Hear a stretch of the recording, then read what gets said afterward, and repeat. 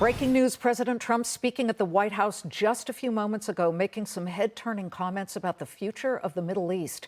The president signed a memorandum on Iran saying the country is, quote, too close to having a nuclear weapon and that Iran gaining nuclear access cannot happen. President Trump also mentioned that he is open to talking to his Iranian counterparts, but is determined to reduce Iranian oil exports to zero. Joining us now in a Fox Business exclusive, former U.S. ambassador to the United Kingdom and New York Jets owner Woody Johnson. Ambassador Johnson, this is pretty fascinating here, and it is breaking in real time. He said he was torn about signing the memo on Iran, said it was very tough. Hopefully, he said, we won't have to use this, but he was very strong in saying the president must be held accountable, and it's too close to having a nuclear weapon, and, quote, we have the right to block the sale of Iranian oil to other nations. You know how his diplomatic mind works. What do you think is going on right now in his head about the future of the Middle East? Well, I think he means it. You know, we've been talking about this issue for a long time now. JCPOA, you'll remember a few years ago, and that was a total failure. And so he doesn't, when he sees something he doesn't believe in, he won't sign it. And so he knows what the problem is with nuclear power in the hands of the Iranians, and he knows what's going on in the Middle East, particularly what's going on in Israel and Gaza right now. And he's not looking to just gently do things. I think he wants to look for solutions. He's also defunding UNRWA and the Human Rights Council. It's pretty interesting to see, really taking aim at the United Nations. But the first Trump administration looks extraordinarily prescient, does it not? Because in that first administration, he blamed Iran for fomenting all kinds of instability in the Middle East and encouraging terrorism and supporting the funding of terrorism. And look what happened. October 7th, all that came to roost. It came true in such an ugly and horrifying way. So he was right. He is now saying there is no choice for Palestinians but to leave Gaza. He wants Jordan and Egypt to take those Palestinians. Do you think that's realistic? I absolutely do. And if you go back and look at statements that the president made when he was younger about balance of payments, tariffs even, all these issues were brought up 30 and 40 years ago. He saw it, and it's now coming to pass. So listen to what he says, and look what he said in the past. And it's amazing how much of this stuff has come to pass. Well, let us listen to what he said yesterday about tariffs and the European Union.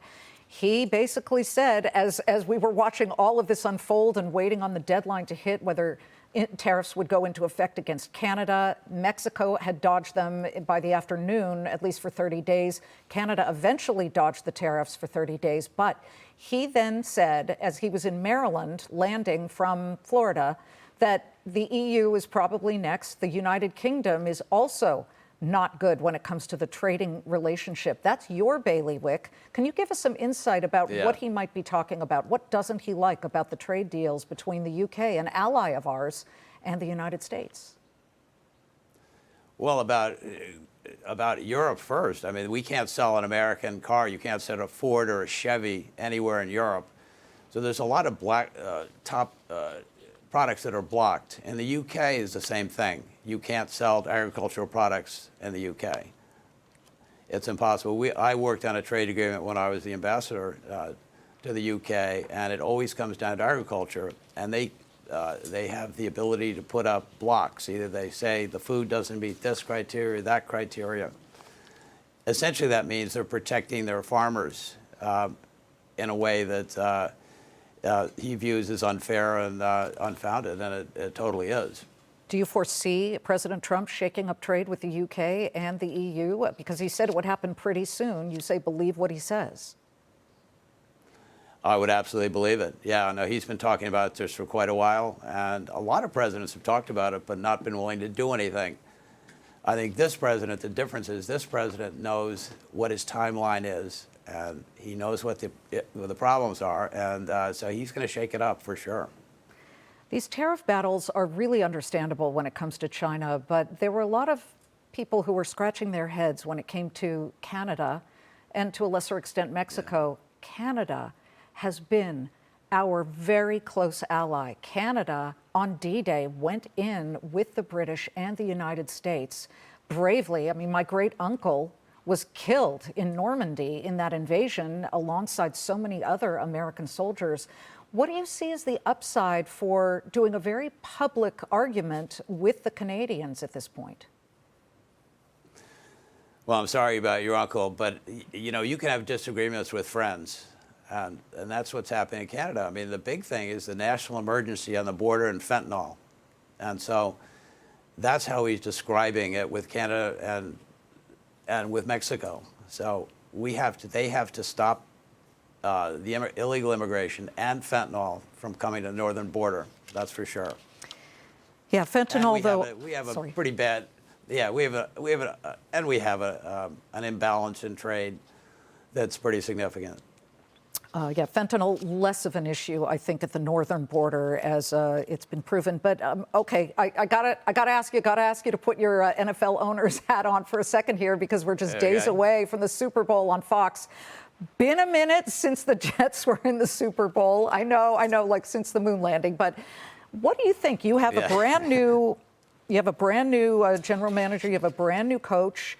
What do you think is going to be the key when it comes to getting the Jets back to their days of glory? I'm wearing Jets green, by the way. See, I knew you looked really good today. You always look good. Leadership comes from the top. Everything comes from leadership, including me. I have to be a better owner. I have to do a better job what I'm doing. But we have Aaron Glenn, who was actually drafted by the Hess family, who I purchased the team from in 2000.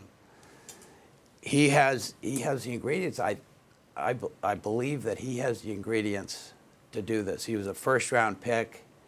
He has conducted himself for the last 25 years as you couldn't model yourself in a better way for leadership and to assume this very difficult position, being the head coach of an NFL team. So he and his general manager, Muji, will put together a team that's going to change the face of the Jets, really, in a dramatic way, I think. So, and that's what's going to happen. We've got players, and we draft the right players, and free agency, we pick up the right players and put a team together, and we're going to be successful.